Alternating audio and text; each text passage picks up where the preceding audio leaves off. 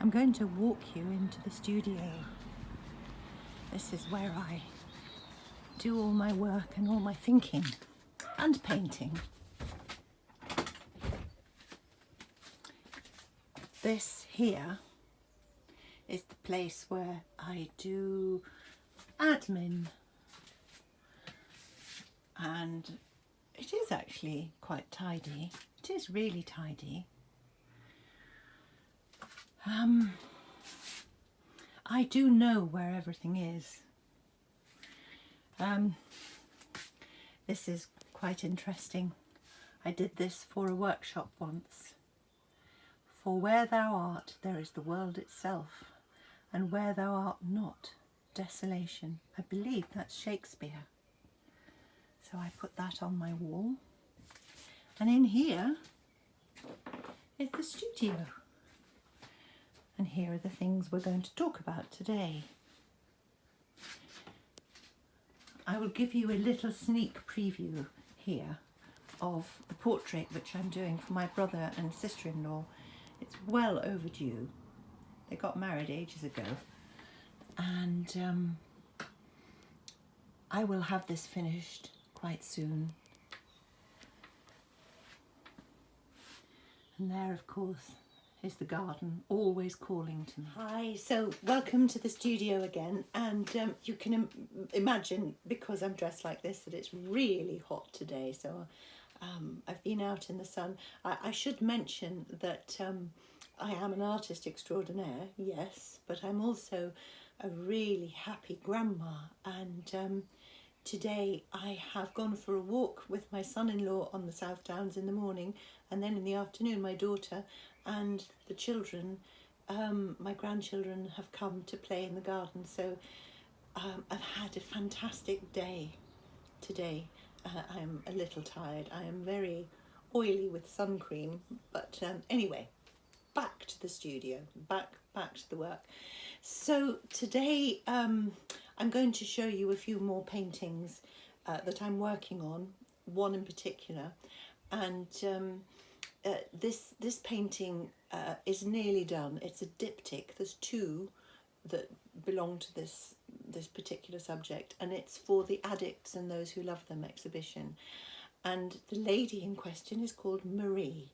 Marie is actually a very good friend of mine, and we do work together. She's a colleague as well.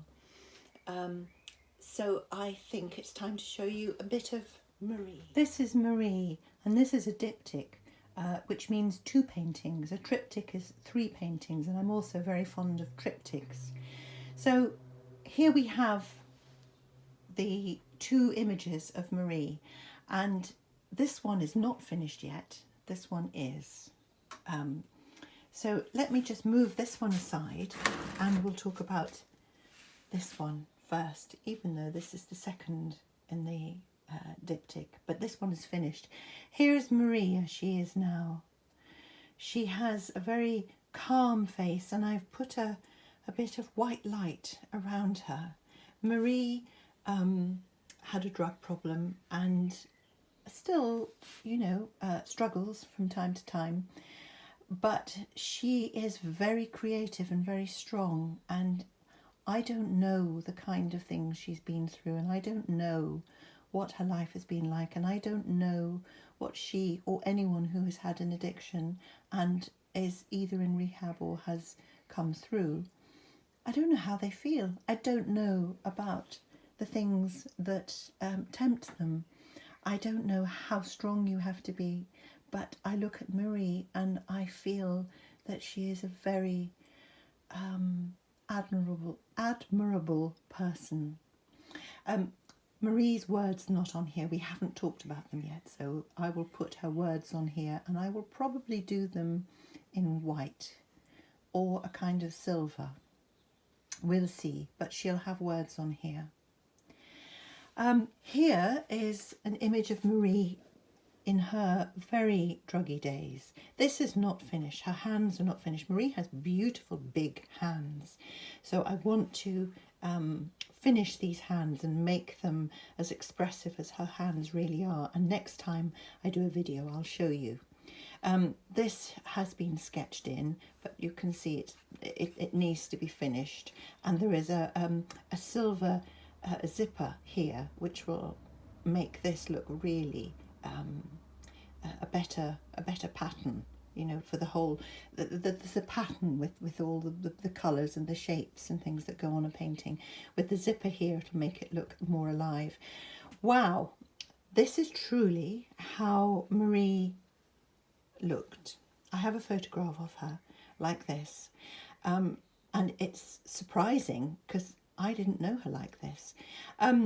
When I finished this painting, her hair is very messy, but when I've decided on what colour to do the background, I may leave it this yellow. When I've decided on what colour to do the background, I will just wisp out her hair, so you'll see that it's sort of raggedy and falling out and rough, so she looks even more mad. Poor Marie. Sorry, Marie, you do look mad here, but we love you. Obviously her words will go along here too. She has to decide what she wants to say. So that's a diptych that I'm working on at the moment. I'm going to show you this painting here, which I like very much. If I put Marie over there, and we'll put this one. I find this quite sad. This is the bedroom of an addict who I was working with, and there is something terribly sad about the neglect and the kind of pale greys and blues, the sadness, the depression colours, and the fact that everything looks so dirty, which it was incredibly dirty, but somehow it held itself together. It looks bleak. There's a dead plant there, and the broken curtains keep out some of the daylight, but not all of it. And outside it's just white. It's not even blue or sunny. So the light falls into this bleak bedroom where there's no order, and everything is grey and sad, but there's something I feel so beautiful about the whole effect of everything together and all these grey blue colours. It just suits the story of the person who lives in it. I'm going to show you a painting called The Whooping Angels. Now this painting is very close to my heart, and there is a story behind it, and I'll tell you the story and I'll show you the painting. It is known that my dear son has addiction problems, and there was a time where I managed to get a place in a rehab for him, and it was touch and go whether he'd get there, whether he'd stay alive. It was touch and go, the whole thing. It was really hard work. And the story of the Whooping Angels. Here are the Whooping Angels. Here they are, energetic, anonymous young men with baseball caps on, hands outstretched, red for energy, and fireworks going off. We can't identify any of them. Here they all are. There are 4 of them.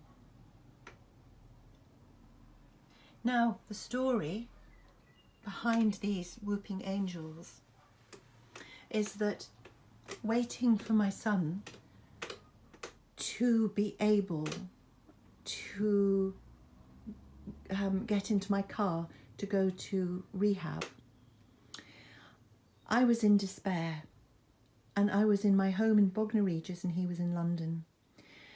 And I sent out a prayer. I said, just help me, help me. My son was ravaged, mad with addiction and withdrawal and distress and pain.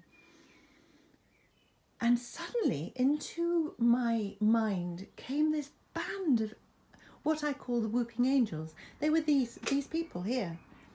Well, I mean, I've identified them like this. I've made them into this image here. But it was a huge group of angels, and they were whooping and high-fiving each other, and they were so full of energy, and they were going, come on, get in the car, we'll take you up there, we've got this, we've got you, we've got him, it's okay, get in the car, come on, move. And so I got in the car and I drove 3 hours up to London, and they said, don't give up, don't leave until you have a ticket booked, because he needed a ticket to get transport to this rehab. And they said, don't leave until you've got the ticket booked, and we've got you. And they were rushing about and high-fiving and saying, he's an absolute pain in the bum, but we've love him and we've got him, and you'll be all right, and just do this thing. And I was pushed. I felt the energy of these whooping angels just pushing me along and not giving me a chance to doubt any of these decisions I had made to get him into rehab. And do you know, we did. It took hours. By midnight, I had a ticket booked. He was in my car, and we came back to Bognor, and he entered rehab eventually a few days later. And the Whooping Angels were the most powerful help and support, and they were just what I needed right at that moment. They were just what I needed, and they did it. They got him into rehab, and here they are. So the Whooping Angels are very, very important. And here is another painting. I don't know whether you think this one works or not. Let's get this one, and you can tell me what you think.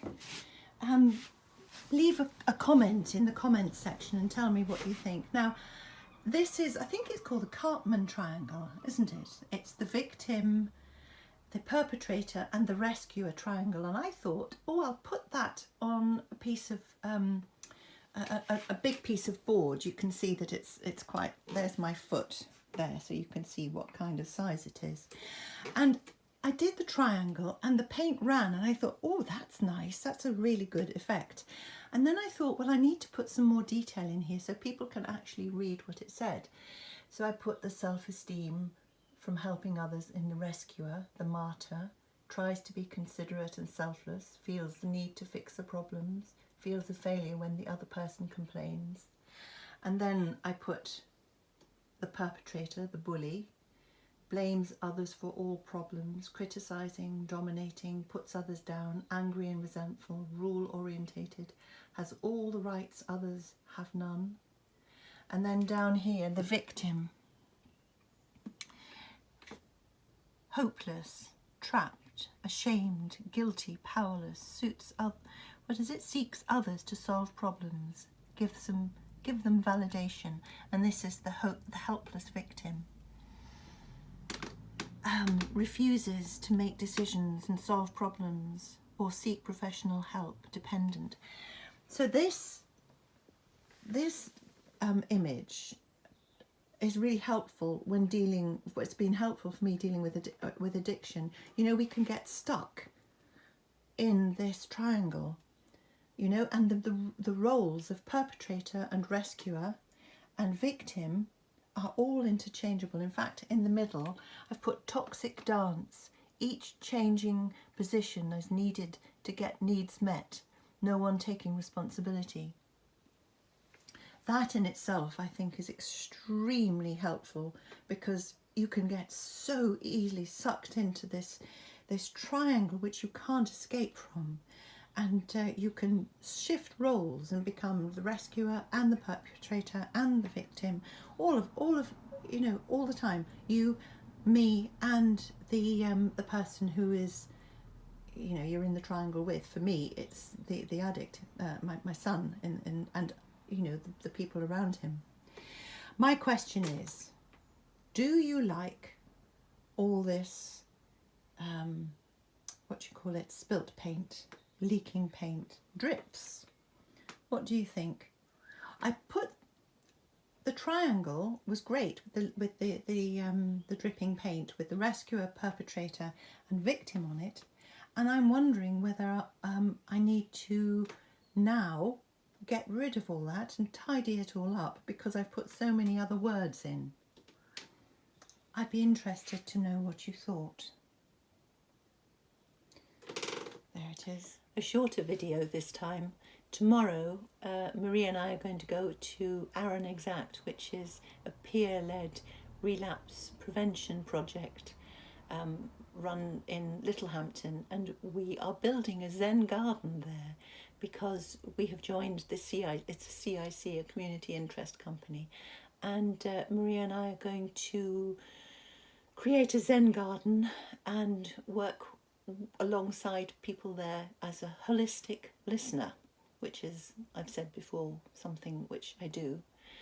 And I love the fact that it's called a holistic listener because I can't and don't give advice, and I don't know anything anyway. But I can listen and I can love, and so can Marie. So we are going to go up there and create a Zen garden so that we can work alongside people who are coming through difficult times with rehabilitation from addiction. We're also hoping to do artwork with them there. So I will talk about that a bit next time, I think, because it's really interesting. And I don't know what a Zen garden is, but neither does anyone else. So that gives me quite a lot of freedom. So thank you very much for watching again, and please subscribe and like this video and tell your friends. This is very wonderful for me to be talking to you and having you in the studio here listening. You are in fact a sitting duck, aren't you? Sorry. Anyway, have a lovely day or evening or night or whatever time it is, and speak to you next time. Bye.